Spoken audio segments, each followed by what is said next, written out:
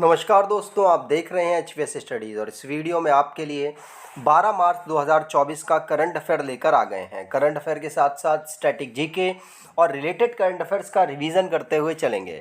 अगर आप इस चैनल पर पहली बार आए हो तो चैनल को सब्सक्राइब कर लीजिएगा।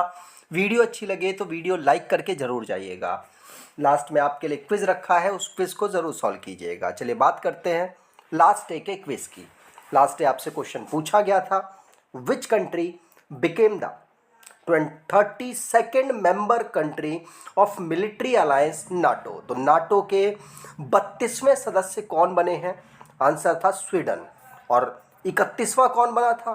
फिनलैंड। आप सभी ने आंसर सही दिया था और डिटेल में दिया था।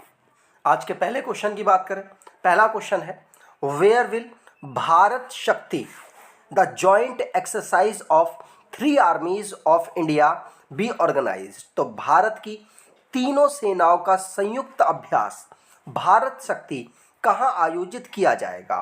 तो भारत शक्ति आयोजित किया जाएगा कहाँ पर? जैसलमेर में। कहाँ पर? जैसलमेर में। ध्यान रखिएगा, तीनों सेना, भारत की तीनों सेना यहाँ पर पार्टिसिपेट करेंगी भारत शक्ति एक्सरसाइज में। ध्यान रखिएगा, इसमें तीनों जो सेनाएं हैं ये एक दूसरे के कोलैबोरेशन कर पाती हैं, उसको बेहतर करने के लिए ऑर्गेनाइज कर रही हैं। आर्मी, नेवी और एयरफोर्स तीनों इसमें पार्टिसिपेट करेंगी। 12 मार्च को इसे स्टार्ट किया गया भारत शक्ति एक्सरसाइज को। इसमें Tejas fighter plane, K9 artery gun, indigenous drone, Pinaka multi barrel rocket launcher और शॉर्ट रेंज मिसाइल्स ने पार्टिसिपेट किया है।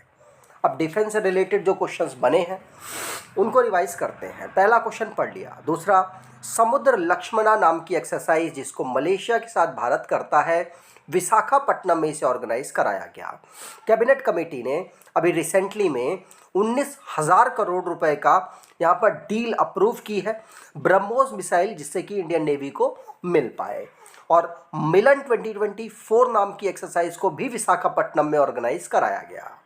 सूबेदार प्रीति रज्जाक पहली वुमेन सूबेदार बनी है इंडियन आर्मी में। भारत और जापानीज कोस्ट गार्ड जिसने सहयोग काजिन नाम की एक्सरसाइज चेन्नई में ऑर्गेनाइज की। डीआरडीओ जो कि new generation Akash surface to air missile का सक्सेसफुली टेस्ट फायर कर चुका है। इंडियन आर्म फोर्स जिसने गोल्डन आउल अवार्ड जहां पर जीत लिया, श्रीलंका के द्वारा यह अवार्ड उनके बेस्ट परफॉर्मेंस के लिए दिया गया है। और अस्त्र शक्ति 2023 एक्सरसाइज हुई, वहां पर ही आकाश न्यू जनरेशन जो मिसाइल है उसका सक्सेसफुली टेस्ट फायर किया गया। अगला question, who has recently become a new member of international solar alliance. तो हाल ही में अंतर्राष्ट्रीय सौर गठबंधन का नया सदस्य कौन बना है? तो अभी रिसेंटली में जो अंतर्राष्ट्रीय सौर गठबंधन का नया सदस्य पनामा बना है। कौन बना है? पनामा।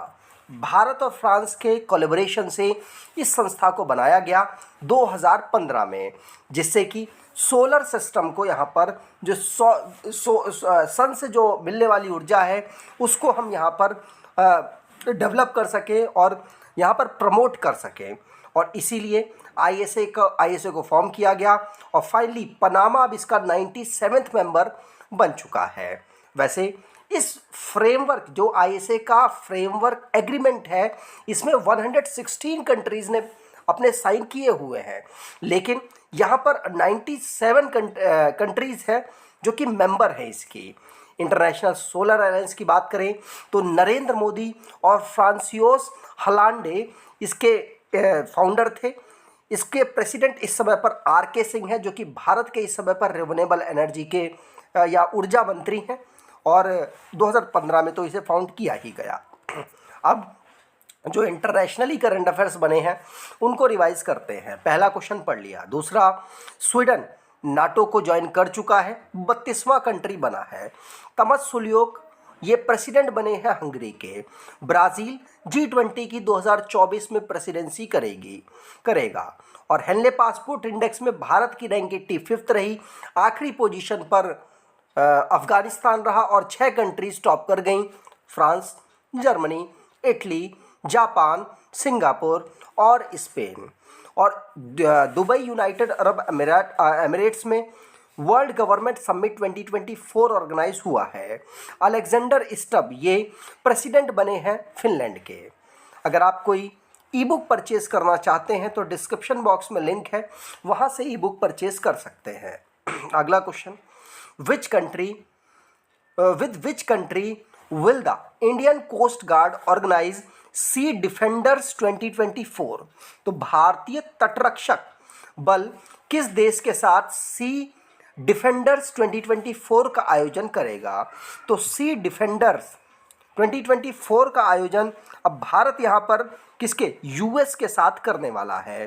तो यूएस के साथ यहाँ पर करेगा, ध्यान रखिएगा, पूछा जा सकता है। भारत और यूएस की जो कोस्ट गार्ड है वो सी डिफेंडर 2024 को यहाँ पर, जो कि एक एक्सरसाइज है, इसको ऑर्गेनाइज कर चुकी है। कब? 9 से लेकर 10 मार्च में। अगला question, which writer and philanthropist was nominated to the Rajya Sabha by president Droupadi Murmu? तो राज्यसभा में टोटल 12 लोगों को अलग अलग फील्ड से यहाँ पर राज्यसभा में नॉमिनेट किया जा सकता है। तो द्रौपदी मुर्मू जी ने अभी रिसेंटली में ब्रिटिश, जो कि यहाँ पर एक फिलेंथ्रोपिस्ट और राइटर को यहाँ पर नॉमिनेट किया है, जो कि ब्रिटिश पीएम से रिलेटेड हैं। इनका नाम है सुधा मूर्ति। और ये कौन है? ये ब्रिटिश जो इस समय पर पीएम है ऋषि सुनक, उनकी सासू माँ हैं। तो यहाँ पर सुधा मूर्ति, जो कि नारायण मूर्ति की वाइफ हैं और को फाउंडर है इन्फोसिस कंपनी की। ऋषि सुनक जो कि सन इन लॉ है इनके, नरेंद्र मोदी जी, और जो ऋषि सुनक है उनके रिश्ते भी ठीक ठाक हैं। और अभी रिसेंटली में इनको, सुधा मूर्ति जी को, भारत के प्रेसिडेंट द्रौपदी मुर्मू जी के द्वारा यहाँ पर सेलेक्ट किया गया है राज्यसभा के लिए, मतलब इनको नॉमिनेट किया गया है राज्यसभा के लिए, ध्यान रखिएगा। ठीक, आगे बात करें। अगला क्वेश्चन मैंने आपको बता ही दिया, 245 लोग यहाँ पर सिलेक्ट होते हैं और उनमें जो 12 लोग हैं उनको यहाँ पर नॉमिनेट किया जाता है और 233 लोग को इलेक्ट किया जाता है स्टेट और यूनियन टेरिटरी के माध्यम से। अगला question, RBI recently signed an MOU with which bank to promote use of local currency? तो आरबीआई ने हाल ही में स्थानीय मुद्राओं के उपयोग को बढ़ावा देने के लिए किस बैंक के साथ एक समझौते ज्ञापन पर हस्ताक्षर किया है? तो आरबीआई ने अभी रिसेंटली में बैंक इंडोनेशिया के साथ यहाँ पर साइन अप किया, जिससे कि जो स्थानीय मुद्रा है, जो जैसे कि इंडोनेशिया की जो मुद्रा है और जो भारत की मुद्रा है, उसी पर यहाँ पर जो पैसों का लेन देन किया जा सके। तो आरबीआई ने अभी बैंक इंडोनेशिया के साथ यहाँ पर साइन अप कर लिया, जिससे कि जो लोकल करेंसी है उसको प्रमोट किया जा सके ट्रांजैक्शंस के लिए। ध्यान रखिएगा, इससे जो हमारा टूरिज्म है वो भी बढ़ेगा, व्यापार बढ़ेगा और भी अन्य क्षेत्रों में यहाँ पर दोनों देशों के बीच में रिलेशन बेहतर होंगे, इसीलिए ऐसा किया गया है। भारत की जो रुपी है, भारत का जो रुपया है और इंडोनेशियन रुपया है, उन दोनों को यहाँ पर ट्रांजैक्शन के लिए यूज़ किया जाएगा। अगला question, operation Kamdhenu recently seen in the news is launch by which state और UT to curb cattle smuggling? तो हाल ही में समाचारों में देखा गया ऑपरेशन कामधेनु पशु तस्करी पर अंकुश लगाने के लिए किस राज्य व केंद्र शासित प्रदेश द्वारा शुरू किया गया है? आंसर होगा, ये शुरू किया गया है किसके द्वारा? जम्मू एंड कश्मीर के द्वारा। किसके? जम्मू एंड कश्मीर के द्वारा। यहाँ पर जम्मू कश्मीर की जो पुलिस है उसने ऑपरेशन कामधेनु शुरू किया है, जिससे कि जो कैटल की स्मगलिंग होती है उसको रोका जा सके। ध्यान रखिएगा, पूछा जा सकता है। यहाँ पर इस ऑपरेशन का गोल है कि जो मास्टरमाइंड है कैटल स्मगलिंग के, उनको यहाँ पर उनको अलग किया जा सके और उन पर उनकी जो इस एक्टिविटी है उसको चेस करके उन पर कड़ा से कड़ा एक्शन लिया जा सके। ठीक, आगे बात करें। अगला question, recently where was the agriculture integrated command and control centre inaugurated? तो हाल ही में कृषि एकीकृत कमान एवं नियंत्रक केंद्र का उद्घाटन कहाँ किया गया? तो अभी रिसेंटली में जो कृषि से रिलेटेड एकीकृत कमान है, जो इंटीग्रेटेड कमान है और कंट्रोल सेंटर का इनॉग्रेशन किया गया है नई दिल्ली में। नई दिल्ली में कृषि भवन है, वहीं पर इसका इनॉग्रेशन किया गया है। ध्यान रखिएगा, पूछा जा सकता है। इस समय पर हमारे यूनियन मिनिस्टर है अर्जुन मुंडा जी, जो कि साथ साथ एग्रीकल्चर मिनिस्टर भी हैं। उनके द्वारा ही नई दिल्ली कृषि भवन में इस सेंटर का, इस कंट्रोल सेंटर और एग्रीकल्चर इंटीग्रेटेड कमांड का इनॉग्रेशन किया गया। आगे बात करें, अगला question.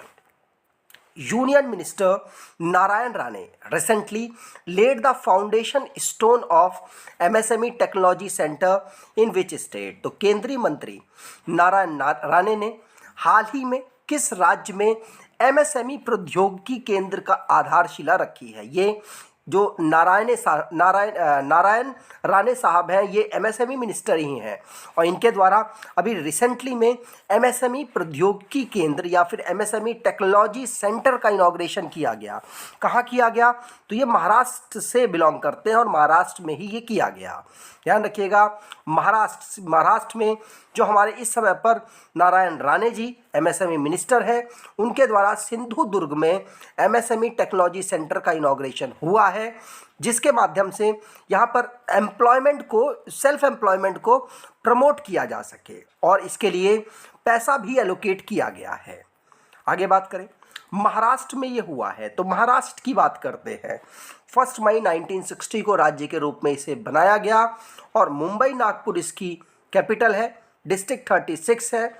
Governor Ramesh Bais, chief minister Eknath Sambhaji Shinde, legislature bicameral, जहाँ की असेंबली में 288 सीट्स, काउंसिल में 78 सीट्स आती हैं, राज्यसभा में 19 और लोकसभा में 48 सीट यहाँ पर आती हैं।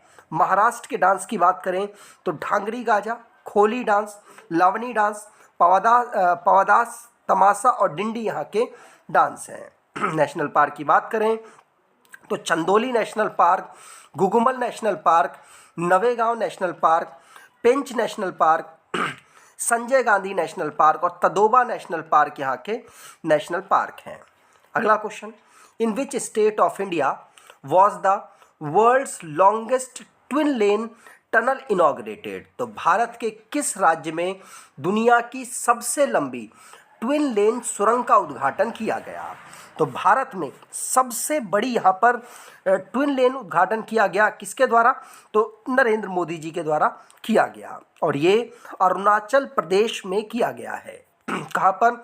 अरुणाचल प्रदेश में, जो कि सेला टनल के नाम से जानी जाएगी, इसका उद्घाटन किया गया है। ध्यान रखिएगा, ठीक। और इसके माध्यम से जो तेजपुर से तवांग को जोड़ा जाएगा, लाइन ऑफ एक्चुअल चाइना के साथ है, उसमें उसके पास ये, उसके नियर ये अवेलेबल है और BRO के द्वारा, बॉर्डर रोड ऑर्गेनाइजेशन के द्वारा इसको डेवलप किया गया, ठीक। अरुणाचल प्रदेश की बात करें तो ये राज्य से पहले यूनियन टेरिटरी था। 1972 में राज्य बना, 1987 में ईटानगर इसकी कैपिटल, 25 इसके डिस्ट्रिक्ट, गवर्नर कैवल्य Trivikram Parnaik, chief minister Pema Khandu, legislature unicameral जहाँ पर 60 सीट्स, राज्यसभा में 1 और लोकसभा में 2 सीट्स आती हैं। हाईकोर्ट की बात करें तो इसका ईटानगर बेंच है, गुवाहाटी हाईकोर्ट के अंतर्गत ही आता है। मॉलिंग नेशनल पार्क और नामदफा नेशनल पार्क यहाँ के नेशनल पार्क है। अगला question, when is international women's day celebrated every year? हर वर्ष अंतर्राष्ट्रीय वुमेन दिवस कब ऑब्जर्व किया जाता है? तो हर साल 8 मार्च को हम ऑब्जर्व करते हैं अंतर्राष्ट्रीय वुमेन दिवस। और अगर नेशन वुमेन दिवस की बात करें तो 13 फरवरी को हम नेशनल वुमेन दिवस ऑब्जर्व करते हैं। इंटरनेशनल वुमेन दिवस महिलाओं को आगे बढ़ाने, उनको प्रोत्साहित करने के लिए इसे ऑब्जर्व किया जाता है। इसकी theme invest in women accelerate progress रखी गई है, ठीक। आगे बात करें तो अब जो लास्ट डे हमने करंट अफेयर पढ़ा उसको रिवाइज करते हैं। स्वीडन 32 मेंबर बन चुका है नाटो का और 94 यहाँ पर संगीत नाटक अकेडमी अवार्ड 2022-23 के लिए द्रौपदी मुर्मू जी के द्वारा दिए गए। फ्रांस फ्रांस की जो पार्लियामेंट है उसने लॉ बनाया है जो कि अबॉर्शन से रिलेटेड है और महिलाओं को ये राइट देता है अबॉर्शन के लिए। और India AI mission central government ने यहाँ पर अप्रूव कर दिया है 10,000 करोड़, लगभग 10,000 करोड़ रुपया एआई डेवलपमेंट के लिए अगले 5 साल के लिए। प्राइम मिनिस्टर नरेंद्र मोदी ने पहली नेशनल क्रिएटर अवार्ड को यहाँ पर प्रेजेंट किया। इजिप्ट जिसने अपनी कंट्री को दोबारा से डीवैल्यूएट कर दिया है। मिनिकॉय आइलैंड में इंडियन नेवी ने अभी नया बेस अपना तैयार किया है जिसका नाम जटायु है। और IISc बेंगलुरु NPCI के साथ ज्वाइन कर चुकी है जो कि ब्लॉकचेन और आर्टिफिशियल इंटेलिजेंस की फील्ड में काम करेगी। जन औषधि दिवस हम 7 मार्च को ऑब्जर्व करते हैं। आज की क्विज की बात करें तो who has recently become a new member of international solar alliance, तो हाल ही में अंतर्राष्ट्रीय सौर गठबंधन के नए सदस्य कौन बने हैं? कमेंट बॉक्स में डिटेल में आंसर दीजिएगा।